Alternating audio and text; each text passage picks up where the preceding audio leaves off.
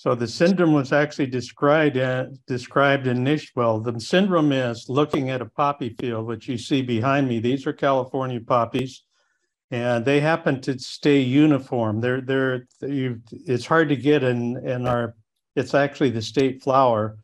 And when you have a bloom like I have behind me, it's hard to get a tall poppy, but if you get out of this poppy into most other poppies, it's very common to have a poppy spurt up. And so the metaphor is, if you see that tall poppy in the field rather than the uniformity of the poppy in my field, that you want to cut that tall poppy down so that it's all uniform.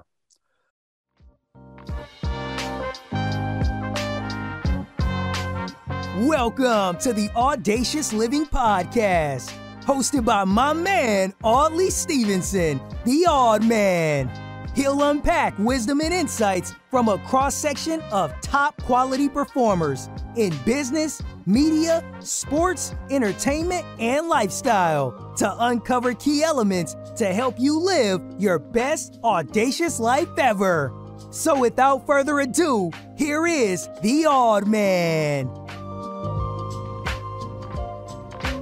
Greetings and salutations, folks. It's Audley Stevenson back for another edition of the most audacious podcast the internet has to offer. This is the Audacious Living Podcast, and I appreciate you for being here as we continue our ongoing goal of helping our listeners live their best audacious lives ever. As always, I encourage you to connect with us through our social media channels. You can find us on Twitter, Instagram, and Facebook under the handle The Audacious Pod. And if you're watching this episode on YouTube, then you just subscribe to our channel by tapping that bell below. And that way you're connected to all good things audacious related. Now, on this edition of the Audacious Living Podcast, we'll be dedicating it to poppies and specifically discuss the tall poppy syndrome and the impact it can have in our lives. Now, you're probably wondering, what the heck is a tall poppy syndrome? And allow me to sort of broaden your understanding a bit with an example, if you will. You know, we've all seen that noticeably successful person, whether they achieve their success through wealth, prestige, fame, status, rank, whatever. But we've seen that individual who suddenly is subject to attack by others who just simply want to cut them down, or tall poppied, if you will. So, you know, if you think of a field of poppies that are all blooming and they're all at the same height, and if one is a bit taller, there's a desire to cut it down in an attempt to maintain uniformity. And that's what the tall poppy syndrome is all about. It's really a fascinating topic, and it's for this reason why I'm glad that Doug Garland joins me on this edition of the podcast to dive into it a bit deeper, and so we can understand the syndrome and, more importantly, the best ways we can combat it. Doug is also the author of the book, The Tall Poppy Syndrome, The Joy of Cutting Others Down, which you'll hear about. He'll touch on his book in our interview as well. So I think I've set the stage here and we're ready to go. So it's time to turn our attention over to my conversation with Doug Garland. Enjoy. Greetings, Doug. It is an absolute pleasure to have you joining me here on the Audacious Living Podcast. Thank you so much for making the time to be here. Well, I want to be here. I like Canada.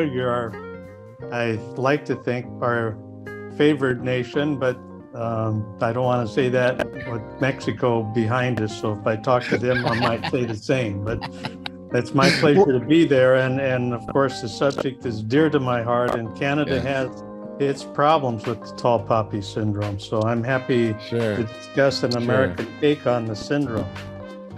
Sure. Well, whether Mexico, Canada, U.S., we're all friends here together. So that's what's the important thing. We're all friends together. And you alluded to the tall poppy syndrome, which I believe isn't necessarily commonly known, at least the term.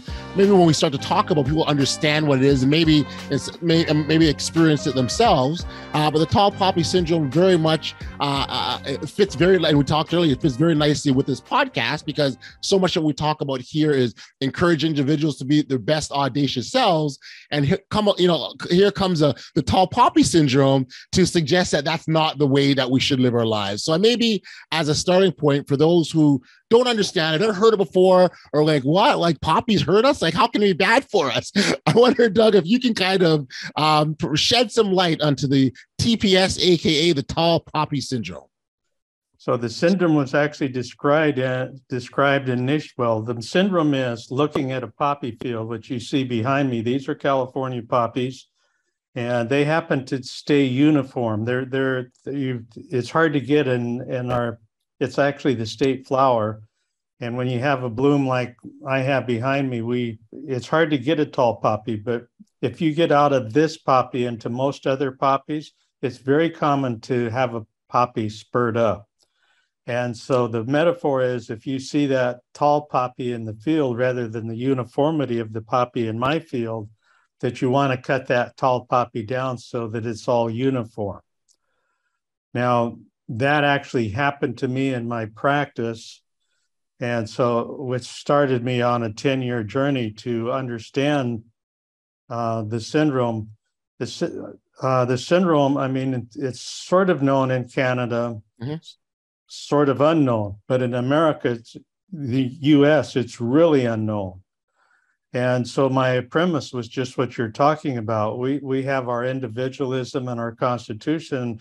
And my original premises in writing the book was I had started with ancient Greece, where it was described, and then Greece used the wheat, cutting off the heads of wheat. So that was their metaphor.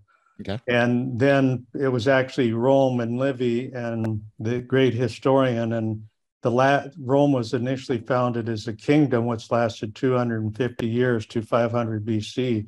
The last kingdom, Tarquin the Proud, was when Livy actually described the syndrome of the poppy being cut down. He was a king. He sent his son to govern the adjacent town. The son was having difficulty, sent a messenger back. Tarquin took the messenger out into a field of poppies and leveled the tall ones. So the messenger went back to Sextus and told him what happened. And Sextus knew that he would have to topple the opposing heads of his city, which is what happened. That both ancient Greece and ancient Rome described the government. And I hate to say it, Canada's government does it in my book. I devote some time to discussing Canada. Most of it is not good because I feel your government may be trying to keep people equal up there or just doing politics, but your government likes to cut people down.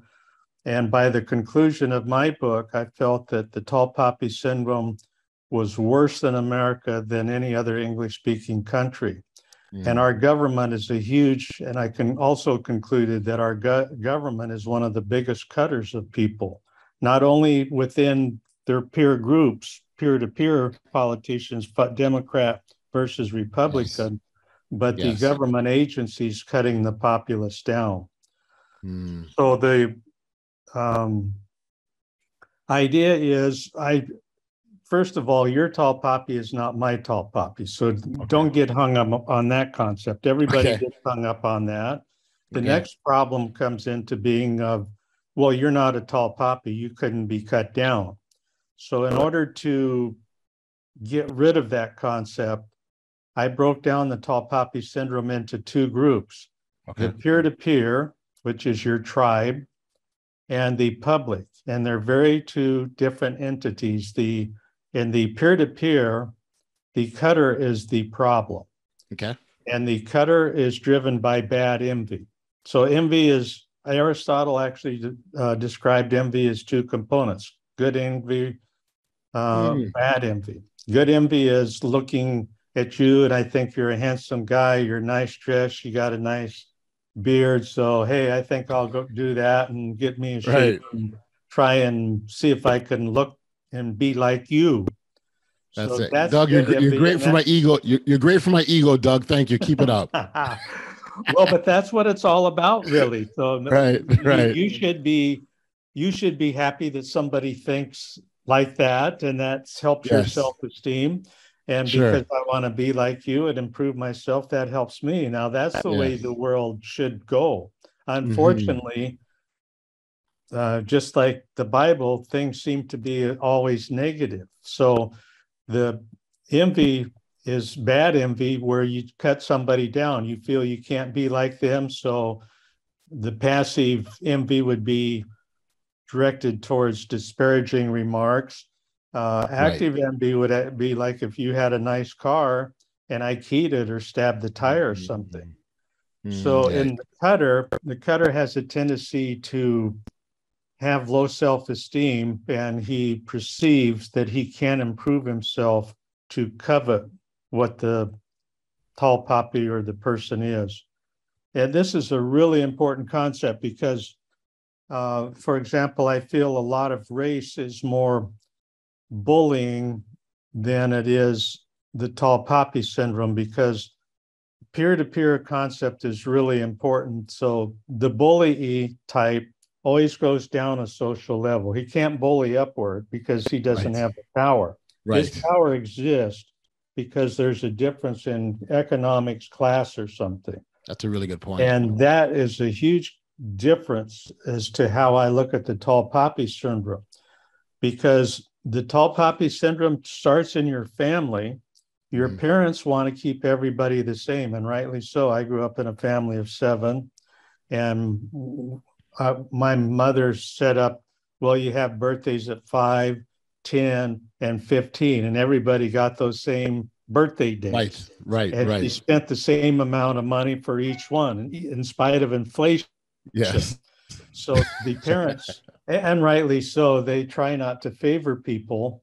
So it comes when you're first born in your tribe, in your household tribe, familial. Yes.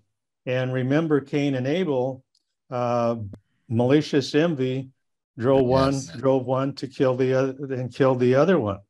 Right. So it's prominent when we first start from our family, and then of course it happens in school. So used to be valedictorians were very important in the school system. Schools prided themselves on having smart kids.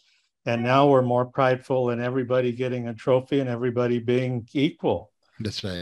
So the school also helps to cut down any tall poppies. And that happens in college. Sorry to cut into there, but what's really interesting about that, Doug, is that when you use the example of families and the schools, in both instances, it's done in the sake or in the name of being equal or being fair, or not even from a malicious standpoint, right? It's being done by, this is the right thing to do to make it fair and equal for everyone. But there is nothing that says it has to be fair and equal. But that's wrong. Equal anyway. Equality is everybody having the same opportunity. And so if you go to school and you have the same teacher, then everything goes. So if you want to be smart, if you want to study harder, if you want to improve yourself more than the next person, as far as I'm concerned, have at it. Yes. So I consider the equity, equality that they talk about is really negative in energy and negative envy. Yes. And that's the wrong message to teach people. I want to elevate people. I had some problem with the book because you get this negative connotation of bad emotions and stuff. And, I'm a physician.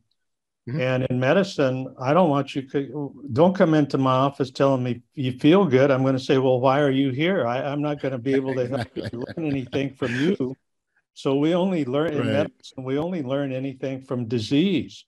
So I actually think you learn more from negative experiences than you do positive experiences. Every year there's books on how to improve yourself, 10,000 books annually on self-improvement, whether it's cooking or home repair or whatever.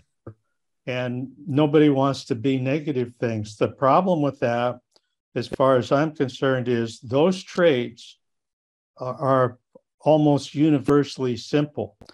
In Tolstoy and Anna Karenina, talking about happiness, he said, all happy families are the same.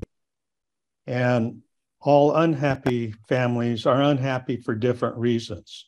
Right. And there's a lot of truth to all that and to the issues that we're talking about. So good habits are successful people, and they're very, very similar. But bad people have a lot of other reasons and circumstances of why things aren't right. So I actually think the book is, and the concept of the tall poppy syndrome is a good self-growth. If you understand the syndrome and you're looking out the window, say Will Smith and Chris Rock, that's a perfect example of the tall poppy syndrome.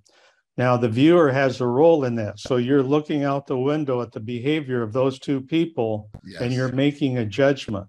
Your own bias now comes into, that's the premise of not my tall poppy's not yours. Right. So hopefully you grow in that situation as well as they do, because you look at that bad behavior and think, well, gee, I was in a similar situation like that. So that's how it helps. But so back to the peer-to-peer. So I want to get to the public because it's different. So the peer-to-peer envy or is driven by the cutter. The most common causes are bad envy, which is prominent, by far away the most important, then anger, and then actually laziness. I mean, you're just too lazy to work hard and to improve yourself. And if you do that, then don't cut anybody out. If you're happy in your situation, leave people alone. So then in the public, that's a different concept. That's a true tall poppy. In America, we have more tall poppies than any place. So we have our athletes that make the mega millions. We have our CEOs, and we have our media, which is really a problem. And of course, we have Hollywood. So we have a lot of tall poppies here. And for one reason, the cutting situation occurs this way. It occurs by a cutter, but now the cutter feels justified in cutting the tall poppy down because their behavior was not generally accepted. And that negative behavior on the tall poppy, which would be Will Smith, he's so prideful. The most common emotion and reason cutters get cut or tall poppies get cut down is hubris, excessive pride. Yes. Number 2 is greed. And number 3 is lust. So the emotional makeup between the cutter in the peer-to-peer is different from the tall poppy, who actually in the end is really cutting himself down. Yes. And the most fascinating thing about all this, as far as I'm concerned, is I've described 6 of 7 deadly sins. 3 are found in the cutter and 3 are found in the tall poppy. And the only sin we've left out is gluttony, which is fine. But if you just think of, nobody's going to remember and know these like the back of their hand like I do, but if sort of as a guidepost, if you see the tall poppy syndrome, then think of the 7 sins, and it helps you decide who you think is wrong in this instance. And I can just tell you, when I have 2 daughters, and when I go home to see them and they're talking about their tribe and their neighbors, for me, it's very funny because I'm not part of the madness that goes on in your tribe and titting and tatting and those things that happen. And I can pick out very readily who's at fault and what emotion is driving the situation. Right. You said something, Doug, that I really appreciated. And you said not all tall poppies are the same, and that they're different. That my tall poppy may be different from someone else's. Right. And I really do. Why that speaks to me is from the standpoint of just individuality and the importance of us being who we are. Again, on this podcast, we talk about, being, you're taking that step that you need to take for yourself to do all kinds of great things. And so I think that really is a big part of that, recognizing that, you are going to be different and there's nothing wrong with that. It's okay. It's actually encouraged. Yeah, you actually want that. It's actually good for you to differentiate yourself. But you need a mentor. I mean, that's why we have heroes and we have statues and things to emulate people. Everybody has a fault. I mean, people just won't cut people a break anymore. It's like we see somebody tall and now we nitpick and try and find out what's wrong in their past that maybe we can take them down. So we need to, I think the world needs to take a break and cut everybody some slack and appreciate goodness in people and their good traits. And it's important to, your country, you can improve, your family can improve, your neighborhood can improve. If you don't have a tall poppy, you're going nowhere as a society. So we need to embellish tall poppies and people that are standing out, not cut them down. You're not going to move. If you don't, if you want to play tennis, don't pick somebody worse than you. You'll never get better. What fun is that? Pick Serena Williams. Right. The best. That's how you improve yourself. Yeah. No, and I get that, and I think you're absolutely right from a developmental standpoint. To get to that better place, you've got to challenge yourself appropriately. I think what we oftentimes see is individuals are just afraid to step into themselves because of the backlash, the ridicule, the cutting down, and it just seems to be that there's I want to say a pleasure, for lack of a better word, if you will, in cutting down people. And I'd love to maybe get your take on why do you think that happens? Why do you think there's an enjoyment from cutting people down from being their best selves? Well, that's a good point. So there's 2 points. I dedicated the book to my 4 grandkids. And I did that because I said, may you grow to be tall. So I want to infuse that in them, that I want them to be tall, and it's okay to be tall, and that should be an aspiration for you as you're growing up. To Teddy Roosevelt called it being in the arena of life. You got to get in there, and you got to fight, and you got to grow and be good. Right. But so your bad envy is driving the peer-to-peer, which is the most common. It doesn't get talked about, which is one reason I wrote the book. We know the public, even though we don't know the name, but we see that happen. Now, the more interesting thing when that happens is what happens afterwards, which is called Scha-den-frue-de. And so do you know that term, Scha-den-frue-de? No, not familiar with it. Okay, so Scha-den-frue-de is the German language doesn't expand. Okay. I mean, English, we can continue to make words up. Yes. The Germans are not that fortunate. So they take 2 different words and they make a new word out of that, or sometimes even 3 words. So Scha-den-frue-de is actually 2 words, and it means it comes from, one means harm and the other is joy. So it's just what you're describing. It helps your self-esteem if you cut somebody down and you feel good about it. Yes. And that's why here we have Trump, who's such a polarizing figure in America. When he got COVID, the Scha-den-frue-de on the internet was the high. I follow Scha-den-frue-de and the tall poppy syndrome on Google searches. Okay. It was the highest Scha-den-frue-de that had ever been recorded, was the announcement that he had COVID. Wow. And guess what? The second one just came up with the raid on his estate down in Florida. Yeah. So that actually, once again, is bad envy. Experimentally, both tall poppy syndrome and Scha-den-frue-de are in the emotional center where envy is, and both syndromes turn envy on. In this case, it's bad. But let me explain a couple good things about Scha-den-frue-de. Scha-den-frue-de is actually a good envy component as well as the bad envy. So if you look at Hollywood, in the old days, all the movies were based, not all, but the majority of them were based on Scha-den-frue-de. Our Wild West was the good guy winning out in the tug of war, usually sort of a kind of duel between the guy in the white hat and the black hat, and shooting him dead or getting him in jail or whatever. And the public, that makes you feel good. And so you walk out of the theater feeling great. And that's what the movie experience used to be about. And so today I talk about we're driving down a busy freeway, Mm-hmm.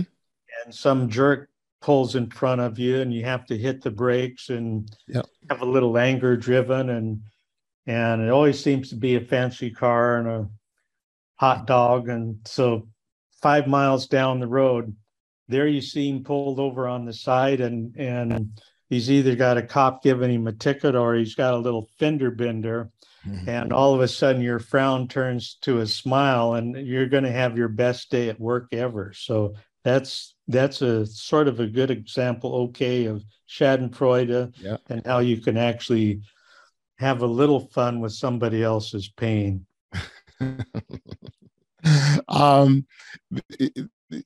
I wonder, and actually maybe because you talked earlier about you having your own experiences with the tall poppy syndrome. I wonder if you sort of give some of that context just for our own listeners so they can have an understanding.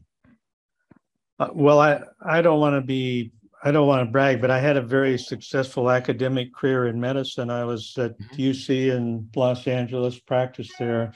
I published over 110 scientific articles. At that particular time in my career, I was running a spinal cord injury unit, one of the more prominent ones in the States. I was president of the Spinal Injury Association of America. And I was going to go to Australia, which is the home to the tall poppy syndrome. Australia was founded as a penal colony for England. Okay. And that culture's continued to be very egalitarian. So the setup is that Australia, most of the year I spent doing research was studying the Australian experience about the tall poppy syndrome. Anyway, I was to go there. I was making arrangements to spend 6 weeks, a week each at each individual's unit. Mm-hmm. When I got back from the meeting, I had a note on my door that my big corner office with the window down to a little cubby hole. And man, I just couldn't figure out what happened. So I went home and told my wife, who has good emotional intelligence. And at that time, there was a book out that was Who Moved My Cheese? Yes. And she said, you just had your cheese moved. And before that, so she said, just quit and I'll take a day off. She was a working nurse, and we'll take Fridays off and enjoy LA, which is really smart after 30 years of hard work. So I went back to the hospital, brought in 2 big plastic containers, threw all my research, all my talks, all the publications, all the conferences we'd put on. I just threw everything in the box. I put my key on the desk and I walked out. I didn't say goodbye to anybody. I just evaporated. And I called the people in Australia and I said, I'm not coming. I've had a professional change, and they wanted to know why. And I explained it to them. And they said, my goodness, you've been tall poppied. And I said, what? You've been tall poppied. And, I couldn't wrap my arms around that term. I couldn't get the concept. Right. So I didn't go and I spent 10 years. I just did my private practice and finished up, but I couldn't get that tall poppy syndrome and tall poppied out of my head. So I retired. I spent a year in the library doing the background research, the history of the world, different cultures, different societies. And lo and behold, I found it everywhere. And that then led to the premise that why wasn't it in America? And it was because of individualism. And my premise for the book turned out wrong. What I did was I took the New York Times, LA Times, Wall Street Journal, Time Magazine. I took all these periodicals, and every day I searched for examples of the tall poppy syndrome. And guess what? Every day I found examples. I mean, so in the end, I concluded that I thought there was more tall poppy syndrome in America than even Australia. So I actually tweet. I have a Twitter account, and I still I don't do the thorough search, but I kind of do an American search all the time, and Nice. and I tweet if I see an example of the tall poppy syndrome. I tweet that article out and why I think it's an example and who's the bad behavior. So that's how you can learn, actually, is to follow my tweets, is to go along with me and see what's happening. I mean, when Tweet had his play, Trump had his place rated, I put the tweet out. This is his example of the tall poppy syndrome. Is the government at fault? Or is Trump at fault? So sometimes I let the viewer use their own bias. Sure. As we started the talk, your tall poppy is not mine. So don't get hung up on that. People are different, and we all have different heroes. Yes. So I love that. I love very much. Yeah. Don't get caught up on chicken poop. I can't say what I want to say, but it's chicken poop. Don't get caught up on the little stuff. Get that. Just get the concept of trying to make people equal, and bad behavior either on the cutter's part or the egregious activity of the tall poppy. But really, it's important to understand that peer-to-peer, and within your group, it's so sad because you pick your tribe. You can't stand. You just can't stand goodness. It's just like the Bible. We just can't stand being good. Yes. But in your own tribe, which is supposed to be friendly, we somehow try and screw that up. It's kind of like you saying either we're afraid to go tall or we don't somebody else in our peer group to go tall. What's it going to be? Yes. The problem is Canada, America, there's abundance. That's right. Countries for everybody in the countries to grow tall. That's right. Not a zero-sum game. If one guy goes tall, the other guy has to get cut down. The story is everybody can be great. We all have opportunities to be great. Find somebody you think is great, study him, emulate him, and improve yourself. Gotcha. No, it makes total sense, and I love the thoroughness, the explanation around it, because I would imagine as people are listening, many will clue and go, "Yeah, I did experience that. I know exactly what it is." So it's quite common, as you alluded to and suggested, because it is something that's out there. The question, Doug, that I have is, if you are experiencing this and able to label it, right? And we can't always do that in the moment, right? But if we're able to label or identify that this is tall poppy syndrome, what are some ideas or steps on how to navigate through that? Because in certain settings, it can be very, very challenging. Like, for example, the workplace setting, right? And you could awful, right? I mean, it is good, but and once again, I spent my career in medicine, and medicine is just a wonderful profession. It's an old profession, so they've worked through, even though they totally screwed COVID up as far as I'm personally concerned. I mean, it became more of a political disaster really than a public health issue. And while we're on that subject, let me tell you something. There's a difference between individual choice and public policy. And so that's the things of the tall poppy syndrome you have to step back and figure out. So what's good for the public is not necessarily microscopically coming down what's good for the individual. But if the individual follows that policy, the public will be better off. So, but anyway, once again, if we're using the medical model, you have to, be able to diagnose something. If I can't cure it if I don't diagnose it. And so you can't cure the tall poppy syndrome unless you can see it and understand it. So that's why this common problem is so important. because it happened. It's going. I'm telling you, your listeners are going to now see it in their family. They're going to see it in their peers. Yes. They're going to see it in the workplace. Yes. So number one, diagnose it. Yes. Two, remember the behaviors are. It can be in the cutter, it can be in the tall poppy, or I have to say, you self-reflect, and then you can be part of the problem. Yes. And I have to also tell the listeners that if you're cut down, that's probably the best thing that ever happened to you. I was cut down. It was a career change for me. I had the best experience in my private practice, which I had just labored through, but I enjoyed it because I wasn't doing research and doing other things. And then I wrote this book, which was a fantastic experience for me. So just because somebody cuts you down, don't become a victim. Figure out what happened to you and go from there. Right. So the first thing you have to do is diagnose it. Yes. Look at the behavior of whoever cut you down and yourself. You have to self-reflect, and you have to remember it's all about emotions and competition. And if somebody was picked for you over a job, it's not necessarily that they were better than you are. Right. They check a box. They need a female. They need an accountant. Yes. They need an attorney. People aren't as dumb as you think they are. They have their reasons, and you didn't fit that reason.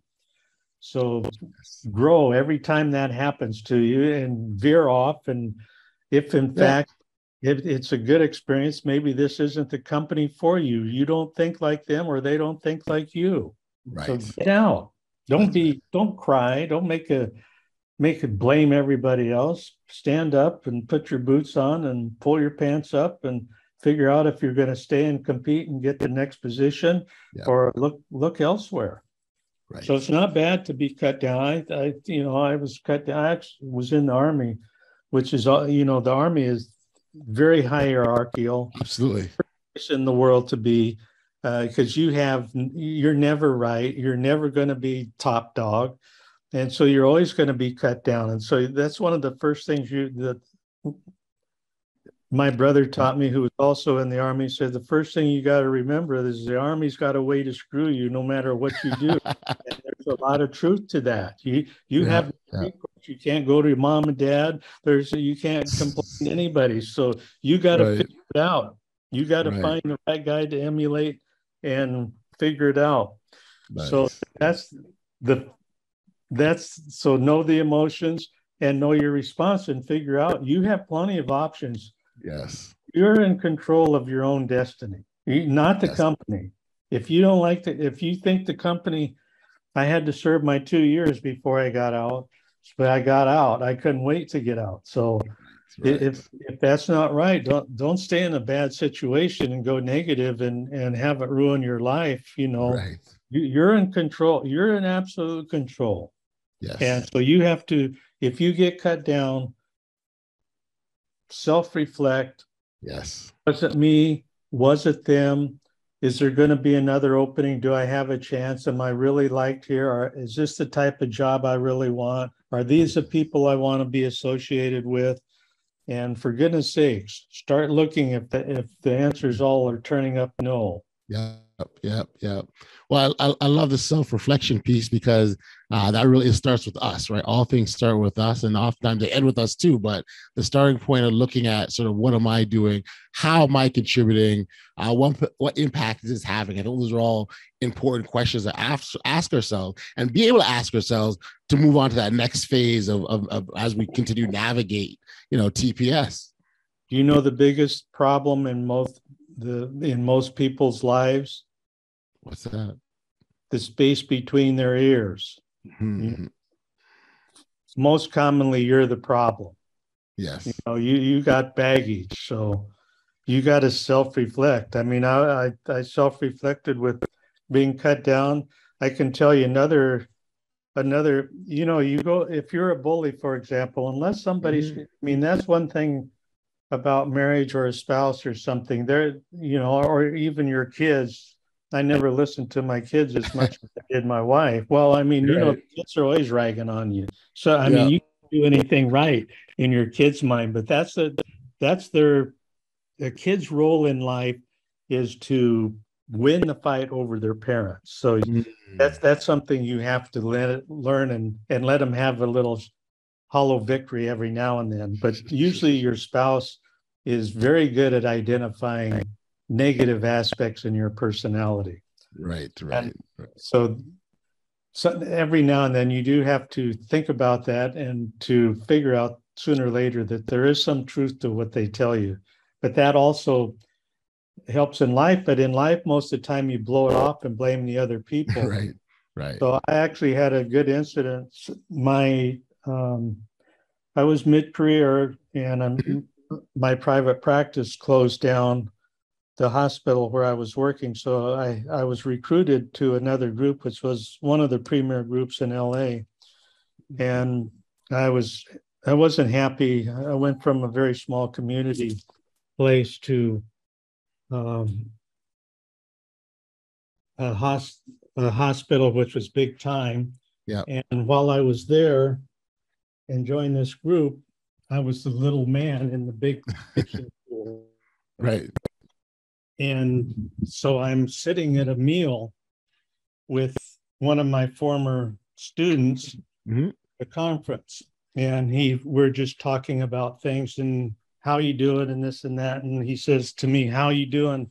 And I go, "Well, how do you think I'm doing? I'm practicing with 3 alpha males. It's terrible." And he looks at me with this quizzical look on his face, and he says, "Well, I don't see why that's a problem." Right. And I said, "What do you mean?" And he goes, "Well, you're one too. You just hide it better than they do." And that was a real turning point from that moment on. When I went back to my practice, I thought very differently about the entire situation. Sure. So we need those wake-up calls in our life. They're not, if you read the book, I like to talk about tall poppies having a Rubicon moment, which is when Caesar crossed the Rubicon River and he took his troops, and that was against the law of the Senate because they knew there was going to be a power play. And of course, Caesar threw the country into civil war and of course then became tall poppied himself, which is a fabulous story, I think. But anyway, we need those wake-up calls to cause self-reflection and to maybe how we're doing things. Yeah, and self-reflection is such an important piece, Doug. I mean, we don't grow, we don't develop, we don't get to that next place, that next level, if we're not growing into the person that we're supposed to be. And so I think that's a really, really good point. You mentioned your book. I wonder if you sort of talk about your book and what made you write it. Did you see yourself becoming an author, or is that something that just happened over the time for you? Well, I think I had low self-esteem. I grew up in a small farm town, about 400 people in central Iowa, very farming community. My father ran a grain elevator. My mother was from a farm family. Yeah. And I end up in medicine, which this journey itself was kind of weird because who would think I would think like that? And I did a lot of writing, scientific writing, I think, to improve my self-esteem, that give me strength, that I was a good doctor, kind of a little bit of the imposter syndrome. Yeah. And so I did a lot of writing, and the thing I enjoyed most in my practice was actually the writing. I did the private practice to make a living, but I was happiest when I was writing. So I always thought that I might write something when I retired, and then the tall poppy syndrome fell into my lap. It was absolutely fantastic. So when people ask me what I do say that it makes me feel good. I tell them I'm an author, but if you're on a book tour, or you do your book, or you try and get an agent, do your query letters and stuff, they all want you branded. It's like, well, I'm not interested in spending all this time on you. So, you need 5 books in your mind. So I have those 5 books. So I'm trying to actually close this chapter and see if I am bold enough to set down to do the next book. But I have a whole series on the tall poppy syndrome that this book that I published was really kind of a history of the world looking through the lens of the tall poppy syndrome. Right. And most people, if you read the reviews on Amazon, say it's a history lesson, and it really is. Yeah. I turn how boring history is and look at it from the view of tall poppies and how tall poppies matter and how tall poppies do bad things, because sooner or later you're going to run into bad world leaders. Yes. But it's a fascinating history lesson. It's obviously a study of the emotions. I spend a lot of time breaking emotions down. Yeah. And in the end, it's a pretty good self-help book. There's a lot of examples when I did Canada, there's 3 or 4 examples. Don Cherry, the announcer, he's one of my examples of tall poppy syndrome when he cut himself down during the poppy day, whatever, the Poppy Remembrance Day. Yes. So, each country, so the storytelling part actually is when I do a country, like when I do Australia, when I show examples of the tall poppy syndrome. So the storytelling comes in of people that are tall and get cut down. So each country is kind of fascinating and different from the other country. The emotions are going to be the same. People are the same. Yes. The same person that got cut down in Australia probably would also eventually be a tall poppy and cut down for the same bad behavior in Canada. Sure. But the culture and everything's different. So if I'm talking about the Scandinavian countries or Nordic, it's a different twist because of the culture. So it's kind of fun to look at the different societies, but see the basic emotions stay the same. Yes. The outcome's going to be the same, but the storyline's going to be different and kind of fun. So it's a kind of a fun history lesson in a way, and remembering back things you learned in high school, but being taught at a different twist. So leads you to maybe think, well, Dr. Garland, maybe you should write a book about the tall poppy syndrome in the Bible, which would probably be my next one, because the Bible is interesting because it's really people driven more than event driven. By that, I mean somebody like Moses versus World War II or World War I or something like that. And where you have tall poppies, there's going to be a lot of emotion on either side, and a lot of emotion within the hero. Right. So the Bible, you don't get you actually, Adam and Eve, when you first start the Bible, actually, it's very unusual because women aren't usually prideful. Yes. And here we have an example. First out the gate is Adam and Eve. And Eve is the prideful one, not Adam. It was Eve actually that conned Adam into joining her.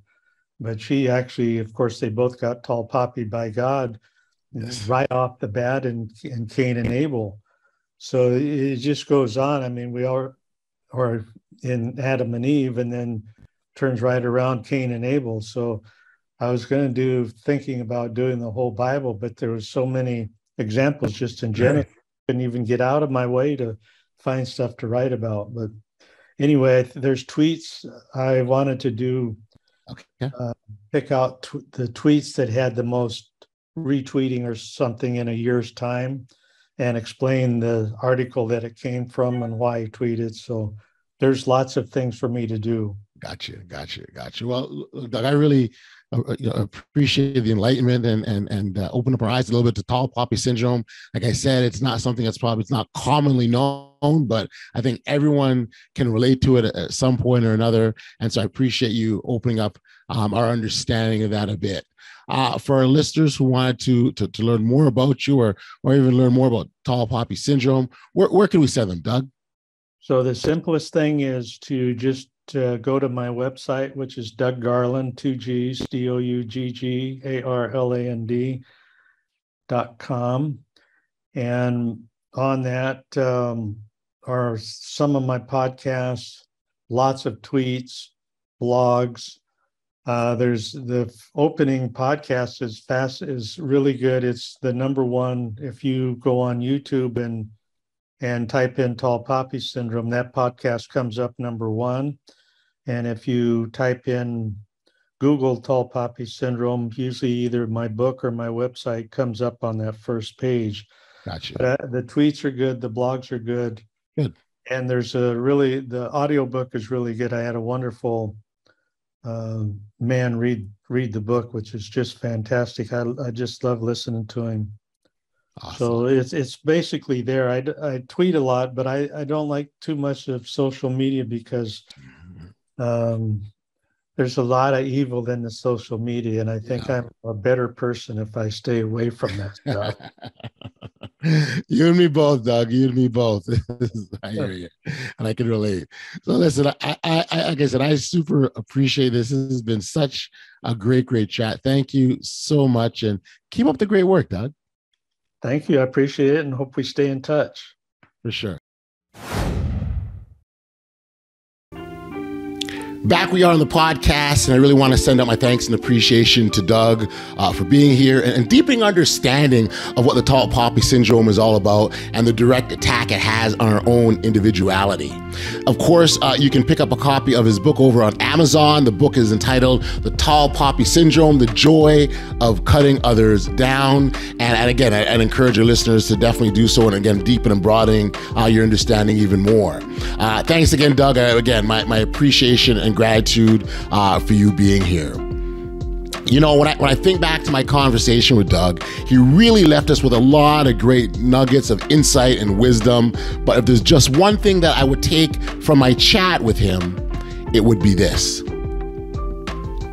It's only natural that once you start to experience some form of success in either your personal or professional life, that you'll be subject to some form of criticism or attack by others who want to bring you down and prevent you from standing out.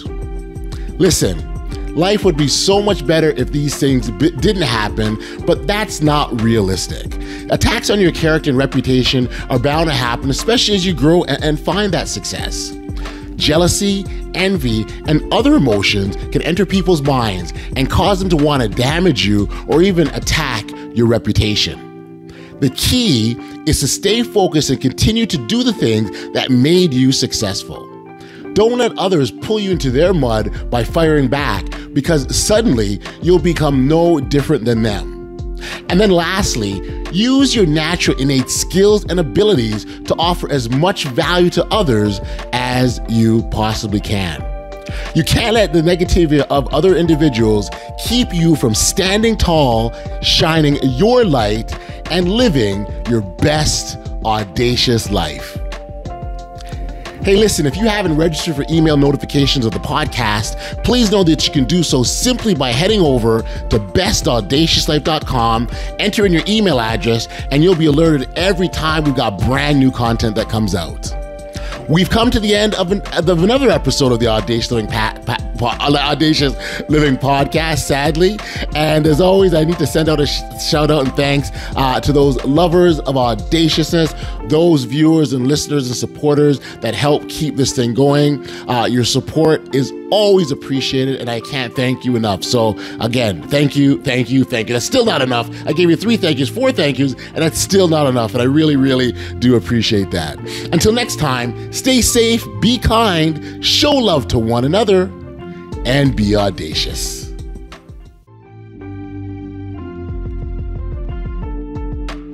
You've been listening to the Audacious Living Podcast, hosted by Audley Stevenson. If you enjoyed what you heard, be sure to like, subscribe, and share. Until next time, be audacious.